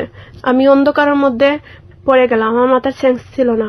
5 মিনিট পর দেখি আমি একটা অন্ধকারের রাস্তায়, আমি কাউকে খুঁজে পাচ্ছি না, জোরে জোরে কান্না করতেছি, কেউ নাই পাশে। আমার ম্যাডাম আমার সঙ্গে ছিলেন কিন্তু গেলেন কোথায়? আমি এখন বাসাও দেখতে পারতাছি না, চোখু সব ঝাপসা, ধোঁয়া উঠতেছে, গন্ধ হয়ে গেছে জায়গাটা। কিন্তু উপশহর রাস্তা তো, সাইডের দিকে গাছ গাছালি, আমি কিচ্ছু দেখতে পাচ্ছি না। আমি একটু পর চিল্লাইতে চিল্লাইতে বাসার ভিতরে ঢুকলাম। আমার ম্যাডামে বাসার দরজাটাও খুলে দেননি আমাকে, অনেক জোরে জোরে থামাচ্ছি, আন্টি দরজা খুলো, আবার চলতেছে, কেউ দরজা খুলেনি। 10-15 মিনিট পর দরজা খুলে, সবাই দরজার থেকে খুলে সবাই যার যে রুমও দরজা লাগিয়ে বসে থাকে, আমার পাশে আসছে না, আমাকে কেউ একটু পানিও দিচ্ছে না আমার শরীরও। আমি জোরে জোরে চিৎকাচ্ছি, আন্টি আমার শরীর চলছে, আমি চোখে কিছু দেখতে পাচ্ছি না, ওরা কেউ আমাকে একটু পানি দেয়নি। আমি কি করব? আমার গার্জিয়ানকে আমার ম্যাডাম কি বলেছে সেটা আমি জানি না, কিন্তু আমার ম্যাডাম দুলুকে ফোন দিল, দুলু দেখি পরে তাড়াতাড়ি চলে আসলো উসমানী মেডিকেল। ও বললো আমার ম্যাডামকে, আমরা মানুষ কতটা ভয়াবহ অমানুষ হতে পারে সেটার বোঝার জন্য ওকে একবার দেখা উচিত, এই কারণে যে ওর ফেসটা কি হয়েছে এবং ও কি ছিল। আপনারা বুঝতেই পাচ্ছেন, ও একজন অ্যাসিড সার্ভাইভার, ওর উপরে 3 বার অ্যাসিড ট্রাই করা হয়েছে, প্রথম 2 বার সাকসেস হয়নি। ও আসলে যে ধরনের ফ্যামিলি ব্যাকগ্রাউন্ডে বড় হয়েছে সেখানে ওকে সাপোর্ট করার মতো কেউ ছিল না। 3 বারের বার গিয়ে যারা চেষ্টা করেছে তারা সাকসেস হয়েছে। পানি ডালেনি, উসমানী মেডিকেল গিয়েছি, শুধু জানছি এতটুকু, আমার জ্ঞান ফিরছিল। উসমানী মেডিকেল একটু শুধু শুনছি পুলিশ আসছে, সবাই ভিডিও করছে। কত সালের ঘটনা এটা? 2014 ডিসেম্বর 22 তারিখ। 2014 সালের ডিসেম্বরের 22 তারিখ। ওকে, তারপর আমার ফোনটা নেই আমার কাছে, ভাবলাম যে ফোনটা তো আমি দুলুর কাছে দিয়েছি, তো দুলুই ট্রিটমেন্ট সব আমার চালাচ্ছে সিলেট উসমানী মেডিকেল আমি যতক্ষণ ছিলাম। তারপরে আমি বুঝতে পারতেছি না, পুলিশ জিজ্ঞাসা করছে তোমাকে কে দিয়েছে, কারণ আমি নিজের চোখে কাউকে দেখিনি। আমি বলছি একটা অচেনা ছেলে যাকে আমি জীবনে দেখিনি, এই ছেলে দেখেছি, কিন্তু কোথায় বাড়ি এইসব কিচ্ছু জানি না। কিন্তু দুলুই আমার উপর যে সেবা যত্ন করছে আমাকে, পুলিশ বলছে একটা তোমার এইটা সত্যিকারের প্রেম, এত বিপদে তারপরে তোমার পাশে। পুলিশও বুঝতে পারেনি দুলু এই কাজ করেছে। আমি তো কখনো কোনোদিনও বিশ্বাস করি না যে দুলু এসব করবে। পুলিশ আপনাকে এটা বলেছে? হ্যাঁ। পুলিশ কিভাবে জানলো এটা?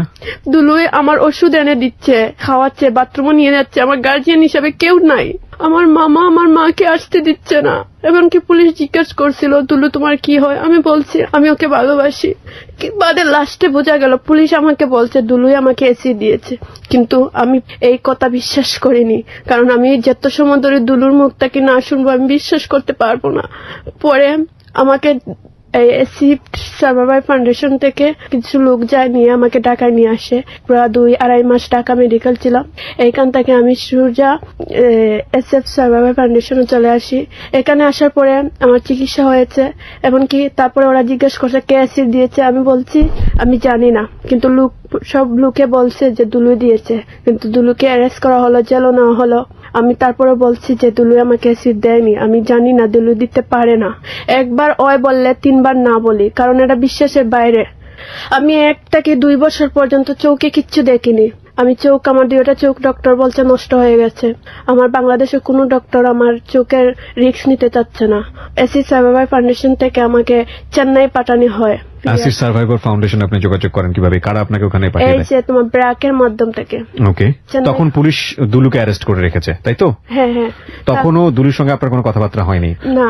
তারপর আমি চেন্নাই যাওয়ার পরে আমার অপারেশন একটা হয়েছে, হওয়ার পরে আমার চোখ একটু আলো ফিরে আসছে। আসার আগে ঢাকা মেডিকেল জেড কলেজ ছিলাম।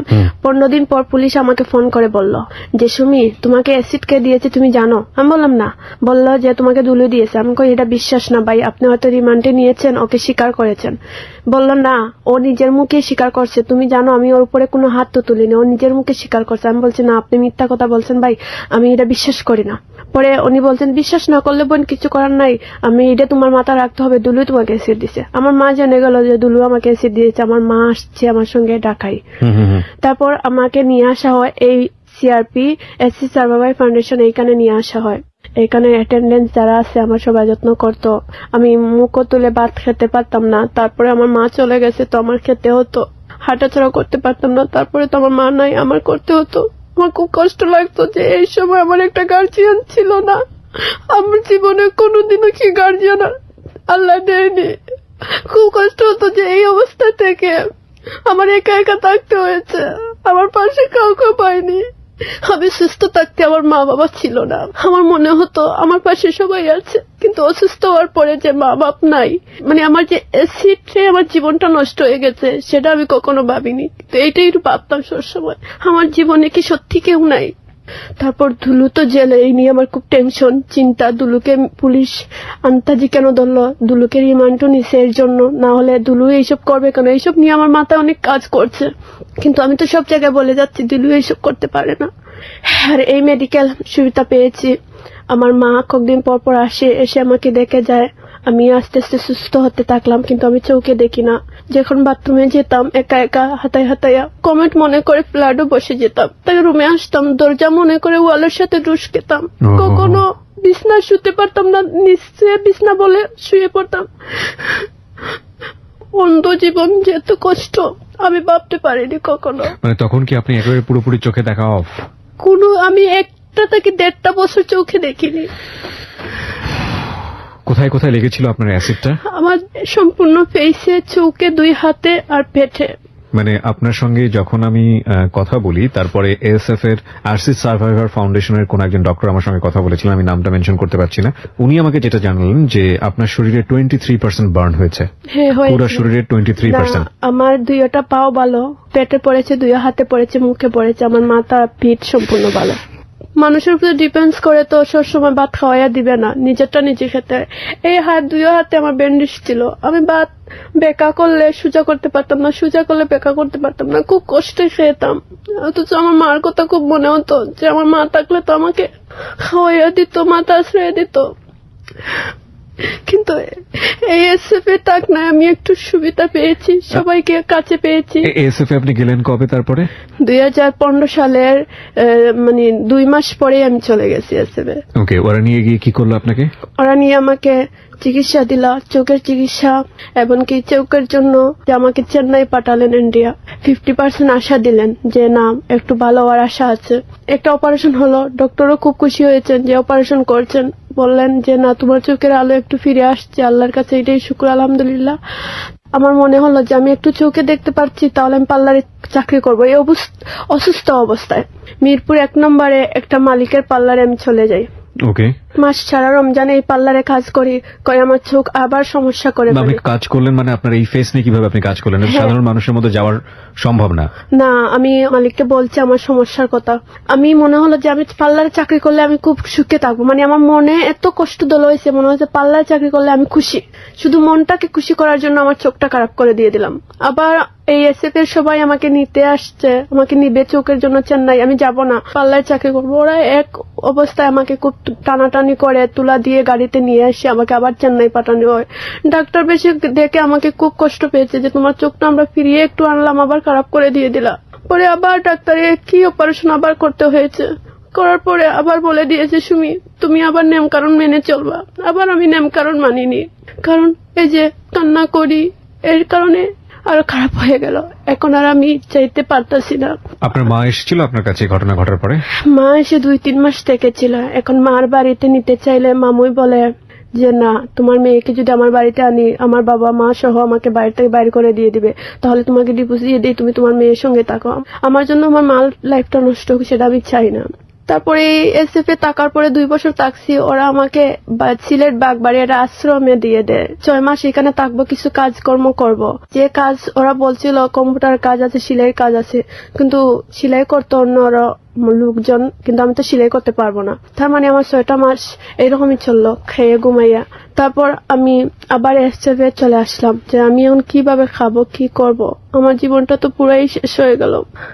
দুলু জামিনে বাইরে হলো, আমি কোর্টে গিয়ে দাঁড়ালাম। দুলুর জামিন পেল কিভাবে?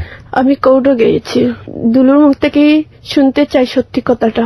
আচ্ছা, যে দুলু আমাকে অ্যাসিড পুলিশ আপনাকে কি বলেছিল, কি কারণে দুলু মেরেছে? দুলু যে এই কথা বলেছে যে আমাকে নিয়ে বারবার ঘোরাতে হয়, বেড়াতে হয়, তাই এটা দুলুর পক্ষে সম্ভব না। তাই ভাবছে অ্যাসিড দিয়ে দিলে সুমি সরে যাবে। আর দুলুর মুখ থেকে শুনছি এই কথা। আমি চেয়েছিলাম যে তুই যদি একটু অ্যাসিড দিয়ে দেই তাহলে তো তুই নায়িকা হতে পারবে না, তোর মিডিয়ার সাথে কোনো কালেকশন থাকবে না, তুই আমারই বউ হবে। দুলু এটা বলেছে? হ্যাঁ, একটু অ্যাসিড দিয়ে দিলে মুখের মধ্যে একটা স্পট হয়ে যাবে। মুখের মধ্যে দুলু বলেনি, দুলু বলছে যে ছেলেটাকে অ্যাসিড দেওয়ার জন্য বলছে। ওকে বলছে যে তুমি শরীরের বডির মধ্যে হাতে বা পায়ে দিয়ে দিলে ওর তো একটা খুঁত থাকবে। আর ও ছেলেটা নেশা করে আমার ফেস টু ফেস মুখে মেরে দিয়ে দিচ্ছে। ওকে, মানে ঘটনা হচ্ছে যে ছেলেটাকে এই অ্যাসিডটা দিতে বলেছে সেই ছেলেকে সে বলেছে যে কোনো একটা জায়গায় অঙ্গহানি করে দিতে, যাতে করে ও মিডিয়াতে কাজ করতে না পারে, মডেল না হতে পারে, তাই কি? হ্যাঁ হ্যাঁ। কিন্তু যে ছেলেটা এই কাজটা করেছে সে বেসিক্যালি নেশা করত এবং 30,000 জন্য 30,000 টাকা নিয়ে, এবং সেই ছেলেটা আপনাকে ডিরেক্টলি মুখে মেরে দিয়েছে। হ্যাঁ। ওকে, তারপর? তারপর আমি দুলুকে জিজ্ঞেস করলাম, থানাতে গিয়ে জিজ্ঞেস করলাম দুলু কে দিয়েছে। দুলু বললো হ্যাঁ আমি দিয়েছি। আমার তখন খুব কষ্ট লাগলো, মানে মনে হলো যে আমার আসমান ভেঙে মাথায় পড়ে গেল। যার সাথে আমি বলতে মানে আমার জীবনটাই শেষ করে দিলাম। ওর সাথে তো বলতে পারলে একটা খারাপ সম্পর্ক আমার জড়ে গেছিল। ও তো জানতো যে আমার ফ্যামিলি বলতে কেউ নেই, কিন্তু ও আমার সুখটা আর একটু আনন্দটা দেখতে পারলো না, এর জন্য কেসি দিয়ে দিল। কিন্তু আমি মনে মনে অনেক ভাবছি, অনেক মানুষ বলছে যে ওকে শাস্তি সাজা আমি চাইবো, ওদের ফাঁসি চাইবো, কিন্তু জায়গা থেকে আমি ফিরবো তার আগে প্রিয় শ্রোতা আপনাকে একটা কথা আমি বলতে চাই। বিষয়টা হচ্ছে দেখেন, এখানে দুলু যে ছেলেটাকে ও লাভ করতো সে ছেলেটা ওর জীবনে প্রথম লাভ, শারীরিক সম্পর্কের দিক থেকেও তাই, মনের দিক থেকেও সেই অর্থে তাই। কারণ আগের যে সম্পর্কগুলো ছিল সেই সম্পর্কগুলো থেকে সে সামহাউ ব্যাটে বলে সমান হয়নি। এবং এই দুলু ছেলেটার দিকে সে এমন একটা সময় এসেছিল যখন সে মারাত্মকভাবে দুটো ছেলের কাছ থেকে কষ্ট পেয়েছে। এবং ইন্টারেস্টিং ফ্যাক্ট হচ্ছে ও অন্য যে কোনো সম্পর্কে জড়াতে গিয়েছে দুলুর কাছেই বারবার ফিরে এসছে আঘাত পেয়ে, কারণ ওটা ওর নির্ভরতার জায়গা ছিল। দুলুর জায়গা থেকে ফ্যাক্ট এটাই ছিল, যেহেতু দেখতে সুন্দর, যেহেতু মডেলিং করে, সুতরাং ও এই লাইনে চলে গেলে ওকে আমি পাবো না, ওকে যেভাবেই হোক আমার পেতে হবে, যেভাবেই হোক আমার কাছে রাখতে হবে। সেটাকে আপাত দৃষ্টিতে লাভ মনে হলেও সেটার মধ্যেও এক ধরনের ভয়াবহ রকমের অপরাধ আমরা দেখতে পাচ্ছি। সেটা হচ্ছে এই মেয়েটির অ্যাসিড ভিকটিম হওয়া। বিষয়টা যদি এরকম হতো, দুলুকে এই মেয়েটি ঠকিয়েছে এবং দুলু তার অমানুষ্যত্ব যেটা সেটা বের করে জিঘাংসার ফসল হচ্ছে এই অ্যাসিড ভিকটিম হওয়া, যেটা হয়তো বা খুব সহজ সরল ভাবেই আপনি মনে করেছেন। বিষয়টা কিন্তু তা না। বিষয়টা হচ্ছে এরকম যে দুলু ওকে অ্যাসিড দিয়ে নিজের জীবনে পেতে চেয়েছে। It's very interesting fact. মানে আমি যে বলি যে জীবন নাটকের চেয়েও নাটকীয়, মানে এত বেশি নাটকীয় হবে আমি কখনো চিন্তাও করিনি। অ্যাসিড দিয়ে ওকে পেতে চেয়েছে নিজের জীবনে, অ্যাসিড দিয়ে ও যে অন্যের জীবনে চলে গেছে, ওকে আর কারো কাছে হতে দিবে না, কারো কিছু হতে দিবে না, যেরকম ঘটনা আমাদের সমাজে ঘটে। কিন্তু বিষয়টা যদি এরকম হয় যে না, তোমাকে অ্যাসিড দিচ্ছি মানে হচ্ছে কোনো একটা জায়গা কোনো একটা অঙ্গহানি করে দিচ্ছি, যাতে করে তুমি অন্যের হতে না পারো, যাতে করে তুমি মডেলিং করতে না পারো, যাতে করে তুমি নায়িকা হতে না পারো, তোমার চেহারার খুঁত থাকবে এবং তোমাকে আমি বিয়ে করতে পারি। মানুষ কতটা আজব ক্যারেক্টারের হতে পারে, মানুষ কতটা অমানুষ হতে পারে, এবং এই অমানুষ আমাদের সমাজে বিরল না। এরকম অমানুষ আমাদের ঘরে বাইরে অনেক জায়গাতেই আছে, কিন্তু এই অমানুষত্বের রেজাল্ট ভালো হয় না। আজকে সুমিকে কোনোভাবেই জাস্টিফিকেশনের পাল্লায় মাপার কোনো সুযোগ নেই।